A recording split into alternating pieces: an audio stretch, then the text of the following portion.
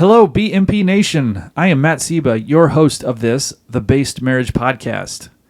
Be sure to smash that subscribe button so you don't miss a thing. Also, we are on Facebook. You're looking for the group BMP Nation, men's group, where we can chat about all the things we discuss on the Based Marriage Podcast. And you can ask questions, you can get help. We can have conversations about all the different topics, about the issues in your marriage, because there is no need for you to be struggling with this stuff on your own. It's pretty brutal if you're living through this stuff. You can apply these concepts to your marriage and it helps. But more importantly, what a lot of guys say is they are just happy to hear that they're not the crazy ones, that they're not nuts for thinking that this dysfunction is not okay. So you can go to BMP Nation. It's a group in Facebook, and we can give you that help, that knowledge, that reflection, that confidence that you're not crazy for hating the way that your relationship is going, for hating the way your marriage is going, for hating your wife's behavior, how she treats you, all the things. So getting that validation there. That's at BMP Nation. This is the Based Marriage Podcast. Be sure to smash that subscribe button so you don't miss a thing. Speaking of, just 3 weeks ago, I had only 16 subscribers, and in the last 3 weeks, I've had 23 more of you that smashed that subscribe button. That's a big deal to me. I'm really happy about that. It just shows me that you guys really like and enjoy my videos. You find them useful, so you're signing up so that you can hear more. That's pretty cool. I really appreciate it. So if you haven't yet, go and hit that subscribe button so you don't miss any more episodes of the Based Marriage Podcast. You will only get this information here, right here. This is not simping. This is not the secular, worldly concept of women are there for your pleasure, women are there for you to use, and all the rest. It's not that kind of content. This is helpful content for people who either have a lot of conflict in their relationships or people who want to avoid getting into a relationship that's going to cause a lot of conflict. Single men, I'm talking about you. So I try to pack as much as I can into these episodes for you so you can put your family back in right order, so you can cut down the amount of conflict and chaos in your home, which will not only make your life easier, but also your wife's life and your kids will have a better life with less unnecessary damage. Basically, it's a trickle down. Look, you deserve to have a good life. You deserve to have a peaceful life in as much as you possibly can. And there are a lot of things that men can do to make their lives better. You deserve it. And I don't mean like you deserve it because you're so great. This isn't an inflated sense of deserving. This is, you don't deserve to have people heaping scorn and contempt upon you if you don't have to. So a lot of men go through that because they don't understand exactly what to do to get their families in right order. Most of them don't even understand what right order means. That means in proper order, in order according to how it was designed by God. God is a real thing. If you're still struggling on that, there are a whole bunch of books you can read, people you can talk to, all kinds of things. Go and search for that truth. But here, God is it's an assumption. It is a truth. We're just basing all on that. But you'll see that it's not just going to work because you believe in God. It works because when you use a Phillips head screwdriver on a Phillips head screw, it works. It was designed to do that way. You are using the screwdriver and the screw in right order as they were designed to be used. So when you do that, it works. When you do that with your marriage, it works too. It's just most people don't understand how to put it in right order or what that order is supposed to be, or they understand a really distorted concept of order in marriage, which is usually the co-equal partners. We have two heads in our family, a two-headed family, a two-headed person. That's kind of messed up. Our leader has two heads. That's freaky. It doesn't work either. Because what do you do when there's a disagreement? Well, then we just don't move forward. Good luck with that. Doesn't work. Doesn't work. And if the husband's going, well, I'll just give up and let her have it. How often do you screw things up in your marriage? How often does it go wrong? And when it goes wrong, does she take accountability for it? Does she step up and go, you know what? I was wrong about that. Or do you kind of have to give her a little nudge? Do you kind of have to, let her know that was pretty rough? Or do you just have to take it on the chin? And she's never going to admit that she screwed that up. She's not going to reflect on herself, and she's certainly not going to tell you about it. That's not a good model for marriage either. Today, we're going to talk a little bit about accountability. Accountability in women. There are many conversations that I witness, and it seems that there are essentially two schools of thought on this. But we got to flesh this out. You have either A, women are capable of being accountable for their actions. They have that as an inherent quality. They are capable of being held and must be held accountable for their decisions.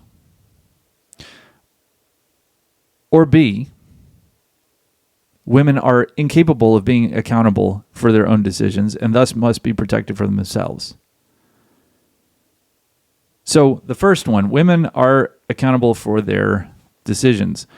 That means men cannot be blamed for girls joining OF, getting into that industry. That means men can't be blamed for abortion because women are ultimately choosing abortion, so men can't be blamed for it. If women are capable of being accountable for their own choices, then they have to be held accountable for the fact that 80% of consumer spending and 80% of divorces are filed by women. Women are responsible for that. So they must be held accountable for that. They must be held accountable for all the damage and destruction that they do in marriage. It has to be radical accountability. Otherwise it won't work. And if that's the case, if we believe in radical accountability, if we believe that women are capable of being held accountable, then we as men need to stop providing safety nets for women. You know what I'm talking about. In the workplace, you see women who are performing in the workplace, and men, a lot of men, generally speaking, men will see where she is coming up short, and they will do something to try to keep her from failing, trying to make it easier. But if women are capable of being accountable, then we should just let them perform and let them fail if they're going to fail. We need to stop providing a safety net for them. We don't provide a safety net for each other unless we have something that's going to be detrimental to the company or detrimental to us, where we watch and go, ooh, that guy's going to get hurt. That's not a good thing. I'm watching out for him because I generally have charity, but I'm not going to cover his butt when he's really screwing up the job. When he's screwing up the job, that's only going to hurt him. When he's not going to perform well and it's going to reflect poorly on him, we don't stick our necks out for each other like that. We go, well, if he's not capable of doing the job, he shouldn't be here. But we don't think that so much with women. We help them a lot. They basically go through life and through careers with training wheels on, especially if they're pretty. Oh, especially if they're pretty. They get training wheels. So if women are really and truly accountable for their actions and their choices and their performance, we should let them be that way. We should hold them to that. Now, if that kind of rubs you the wrong way and you say, no, men are responsible for women having abortions. Men, if men didn't want to see OF or, PORN, if they didn't want to watch corn, then women wouldn't be doing it. It's men that are putting women up to this. Okay, so if you want to take that route, then you're saying that women are incapable of being accountable for their own actions. They shouldn't be held to account for their own actions. If that is the case, and they are unaccountable for their choices and actions, they should not be in the workplace. They should not be allowed to vote. They probably shouldn't be allowed to drive cars, manage money. There are a whole variety of things. That opens up a giant world of things women should not be allowed to do. Like voting is one. They vote, but they don't actually have to go to war as a result of their votes. If they're voting for somebody who is agitating to war, but they don't actually have to pay that price, then maybe they shouldn't be allowed to vote because their feet aren't held to the fire on that choice. They don't have skin in the game. If women are incapable of being accountable for their actions, they shouldn't be allowed to make choices about their health care without their husbands, without a man, or their fathers, their husbands or their fathers. They shouldn't be allowed to make their own choices. They shouldn't be allowed to inherit property or own property or start businesses because they're incapable of, by this model, by this path, following down this, well, they can't be held to account for abortion. It's always men's fault. Women are not accountable for their choices in abortion. If you follow down that path, then they can't be held accountable for the mistakes that they make with property. They can't be held to account for voting. You're essentially saying they're not accountable. They're not responsible. So if they're not accountable, if they are to be let free for their own choices, not be held to account for their own choices, then they ought not to be able to enjoy certain privileges, like voting. Voting is a privilege. It's not a right. It's not something that God has given or guaranteed. It's not something that God even directed people to do.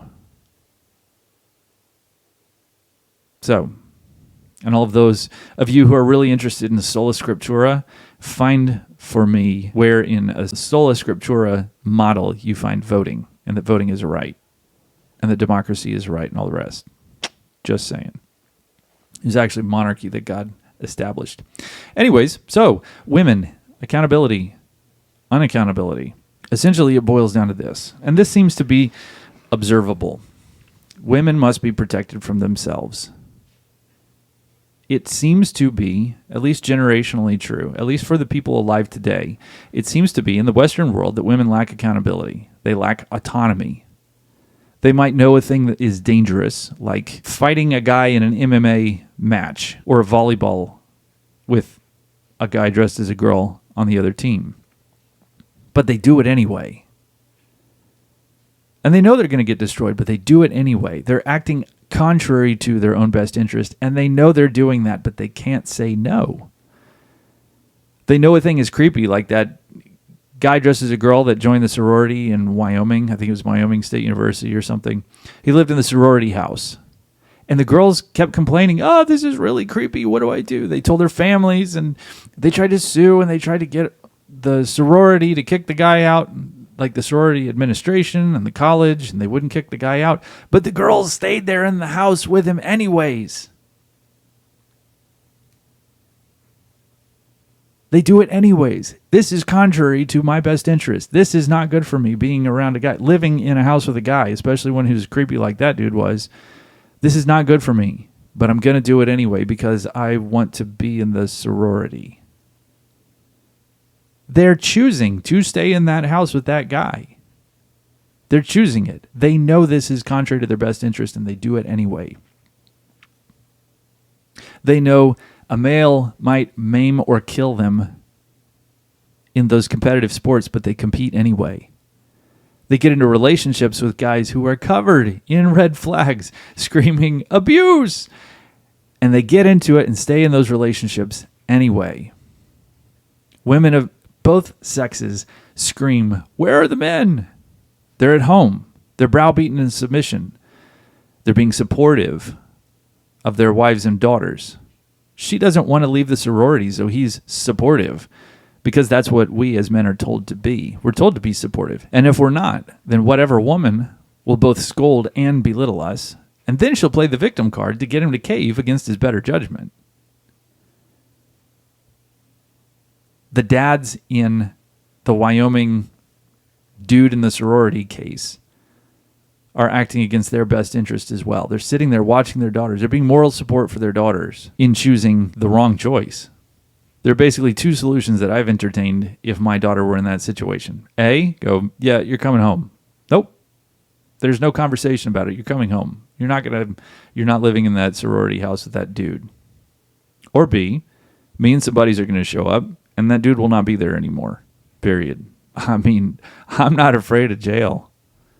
Not when my daughter's concerned. Feminism kills women. Feminism is a cancer that emasculates men. And men are the only thing that can protect women. Women don't seem to be able to protect themselves. We are built differently. Ephesians chapter 5 is speaking very clearly to husbands when it says, husbands, love your wives as Christ loves the church, making it a spotless and unblemished offering to him. It doesn't say, wives, make yourselves a spotless and unblemished offering. It doesn't say, wives, make yourselves spotless and unblemished offerings. It kind of implies that she can't. She's incapable. She needs the man over her, the husband over her, to lead her and guide her away from a sinful life, away from being sinful, away from sin in the marriage. That's his job. And so it also implies that the husband's going to stand before God and say, this is my family, this is what I've done with them. I've brought them to you, I have led them to you, God, and we've done well. But it doesn't imply that the woman is going to stand in front of God as the co-equal partner of the man and say, yes, I too have helped with this, and these are the things that we've done. This is the two of us together. And you're not going to stand side by side with each other holding hands, and God's going to say, well, how did you two do in raising your family? It doesn't seem to point to that, but it does point to that the man is going to have to stand before God and give an account for how he raised his family, his wife included. Look, in this, there are also varying levels of virtue and holiness. It seems to be extraordinarily rare that women reach that point where they can acknowledge, not only internally, but to other people, how bad they messed up on something. Generally speaking, it does not appear to be the case. Generally speaking, if a man is trying to pin a woman down on something that she did, at best, she's going to joke about it. Oh, yeah, well, how about all the times that you did? She's going to deflect. Maybe it's in a joking manner, but it's going to be a deflection. And then you say, no, hang on. No, not joking. Look, there's this thing. You did this thing. It broke this thing. Or that was hurtful to me. Or that's not okay that you do that. And they're going to try and get out of it. They try and move in a bunch of different directions. Change the subject. Deflect. You can see their eyes are going in a bunch of different directions, and their bodies are kind of moving in different directions. It's almost like they're being pinned down and they're trying to squirm out of it. But then when you finally say, nope, don't go any other directions. Address this right here. How is this? What is this doing? Why did you do this? When you point that down, they oftentimes will just play the victim card. Sometimes they'll blame their feelings instead, and they'll say, well, the amount of pressure I've been under and all the things. So they're wiggling out instead of saying, nope, you're right. I did that. I was feeling kind of sad about it, but I made that choice. I chose that anyway. They will focus anywhere other than that they made that choice. So it is not self-evident. I've not concluded yet, but it is not self-evident that women are capable of having that kind of accountability without extraordinary holiness. Anyways, that's it for accountability. Let's talk about intervention. A woman is lacking accountability. Therefore, it is very often necessary for a husband to step in when he sees his wife is mistreating, berating, belittling, emasculating, manipulating his children. It is very important for him to step in and say, hey, it's not okay for you to treat him like that. It's not okay for you to manipulate him that way. It's not okay for you to emasculate him that way. Hey, lecturing her is very harmful to her. It's not okay for you to do that. Oftentimes this happens because the wife does something, the husband expresses that he doesn't like that, or she notices, I'm going to get in trouble for this because I did this thing. And rather than taking accountability for it in a really true and honest sort of way, she tries to pin it on the kids.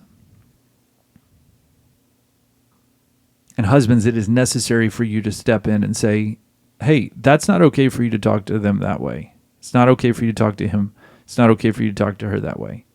It is important. It is necessary for you to intervene. Your sons and daughters need to know that you're not only good, but you're also strong. You have to, a husband, a man, a father has to be both good and strong. It's not enough to be good, and it's not enough to be strong. You have to be good and strong. You show that strength when your wife is mistreating your children, and you step in and say, hey, that's not right. That's not okay for you to do that. She will likely say, you're undermining me. You're undermining my authority as a parent. Her authority flows from your authority. Women don't have any authority of their own. It's vicarious. She gets it because of yours. She's acting out your authority because you essentially delegate that authority to her by having her stay home with the kids, having her have any responsibility with the children. When she says, you're undermining me, you say, no, hang on, back up. Let's go talk about this in another place. Very often she will, because she doesn't want to get into it in front of the kids. Fair enough. Great. Wonderful. So you go in another room and you say, here's the deal. It's not okay for you to use authority to lecture the kids, to blame them for mistakes that you made, to emasculate kids, to emasculate my son, our son. It's not okay to use authority to hurt people for your own good. You are taking from them. You're angry. You're feeling these things. You're feeling guilty. You're feeling blamed. You're feeling a whole variety of things. And you are trying to turn it on them so that you feel better. So you feel like you have escaped that accountability and you're not to blame for it. That's not what authority does. You're taking from them to make yourself feel better. It's not okay to do that. That's not authority. Do not do that again. Don't emasculate them. Don't lecture them. Don't talk to them in that way. Now, I work with huge number of boys especially, who have a certain, let's just call it an identity disorder. And the pattern is always the same. It's the overbearing mom and the emotionally disconnected, or maybe not even necessarily emotionally disconnected, but the kids see him as either good or strong, but not both. It's usually that he's good. They see him as good, but they don't see him as strong. And this identity disorder comes because when a boy sees his father is not good and strong, he kind of cuts him off from the flow of masculinity. He says, my dad is not the man that I need to tap into his masculinity. He's something less than that. And the mom usually does a lot of lecturing, emasculation, things like that. So it really breaks down the boy's sense of masculinity. So the boy develops this identity disorder. One of the things that's vital in these cases is to put the family back in right order. I encourage the father, when you see your wife doing this, you need to step up. You need to intervene and tell your wife it's not okay for you to talk to him that way. It's not okay for you to lecture and emasculate him. That's hurtful to him. It's not okay for you to do that. The boy then sees his father as both good and strong. It's not a power struggle. It's trying to disarm the power struggle. It's trying to stop the power struggle. But then the boy sees the father is good and strong and says, I can tap into him, into his masculinity. I get to realize my own masculinity. He's not necessarily thinking this, but he has that instinct of, oh, this is a real man. I'm going to embrace him. I can tap into him. He's a real man. He's good for me. I want to be around him. I feel more masculine around him because he is both good and strong.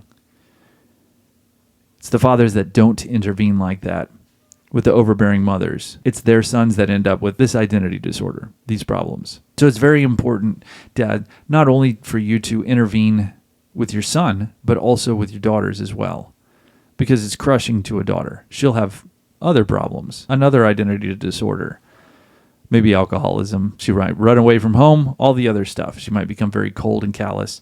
She might become what Richard Grannon calls female covert narcissist, which is pretty ugly, pretty brutal.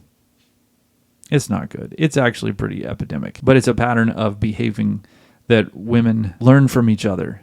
My mom was cold and emotionless and didn't care about my feelings, didn't have empathy for me. And then the girl grows up learning this is the way that you're supposed to act. She doesn't know what empathy is because it's never been seen in her household. So it's very necessary for you to intervene. This goes back to there's that lack of accountability.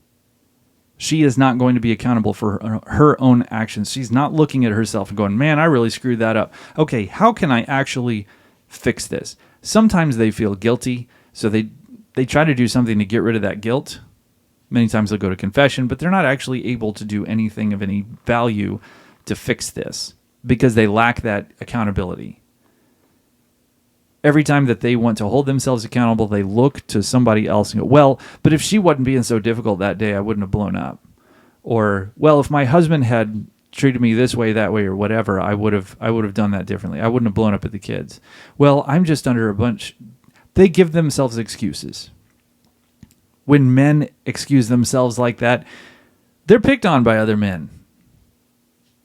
We hold each other accountable. We go, whoa, hang on. That's I'm trying to think of some way to say this is not vulgar. It's not locker room talk. We'll call each other out on it.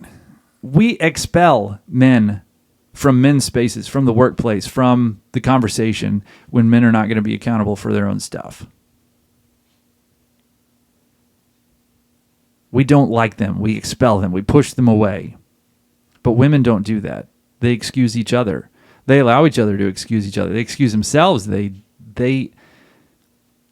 enable this lack of accountability. So she's not going to correct herself. You're going to have to do it. And you can watch the other episodes about how to do that, how to diffuse those interactions. The scoreboard, that's an important one to remember. But that brings us to the concept of toxic blame.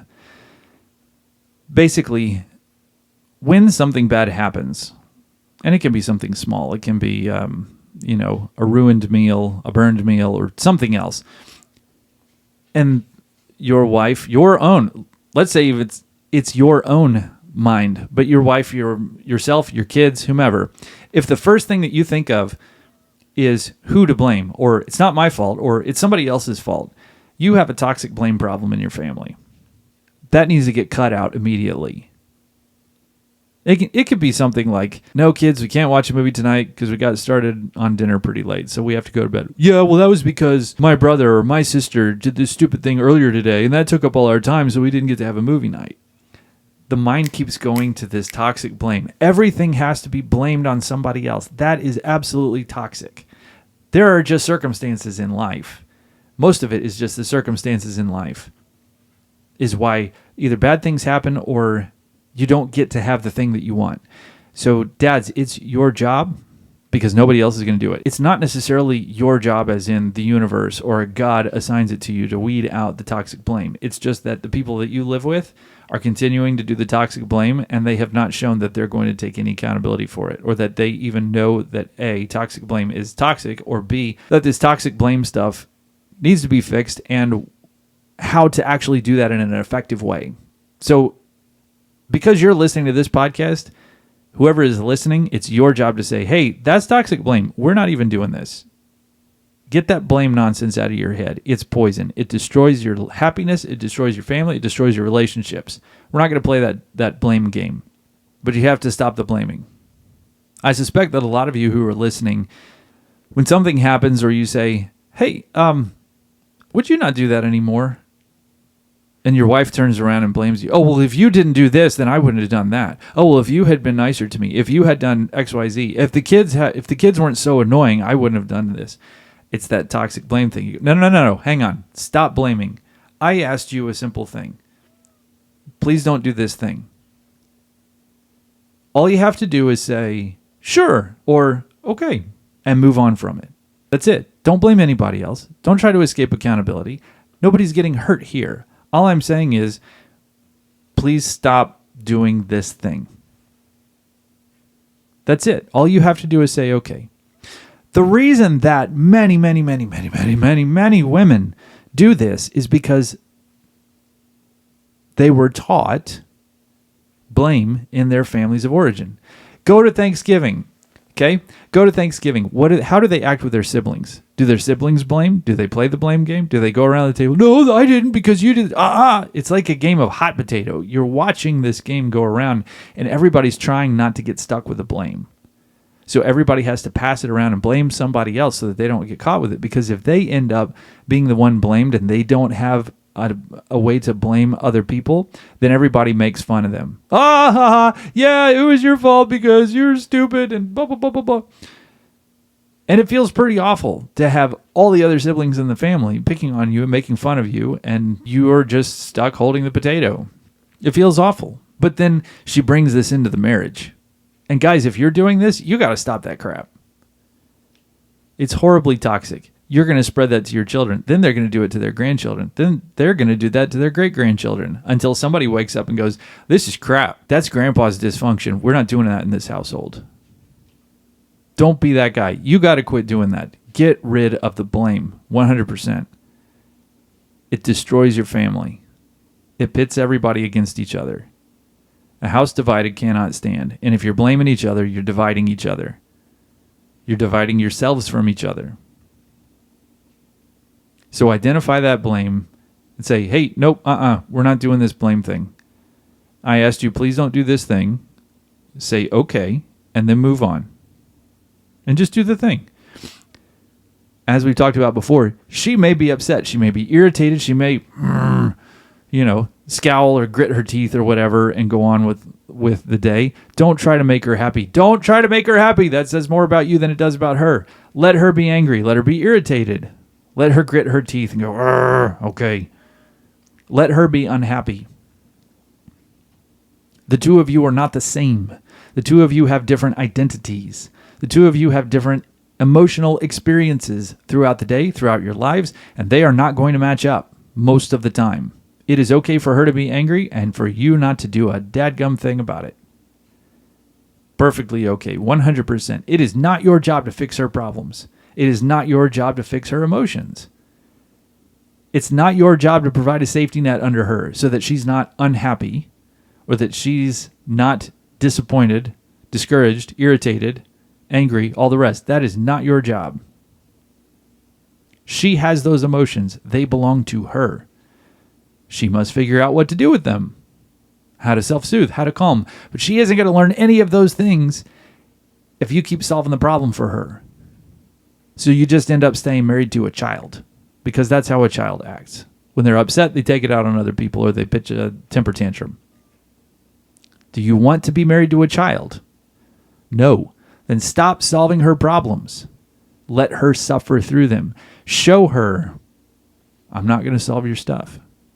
You do it gently. You have some empathy. You go, yeah, fair enough. You're upset. That phrase, fair enough, is fantastic because it's not agreeing or disagreeing with her. It's just pointing out that she has a fair point. It is a point worthy of being considered. But that doesn't mean that it's a good point. It doesn't mean that you're going to do it or you're not going to do it. It just simply recognizes what she's going through. So you say, yeah, you're upset. Fair enough. And you let her be upset. It's her behavior that you point out. And you say, yeah, I see you're upset. It's not okay for you to talk to me that way. I'll talk to you another day when you're calm. But it's not your job to fix her problems. But do call out the behaviors that she does that are hurtful to the family. I have this one caveat, though. If you tell her, that's hurtful to me, some wives will go, oh, little baby, that hurts you? So you might stay away from that one. You can say, it hurts the marriage for you to act like that. You're causing division between us. But some of you have wives that if you tell her that you're hurt, she's going to mock you. She'll emasculate you. So stay away from, your behavior hurts me.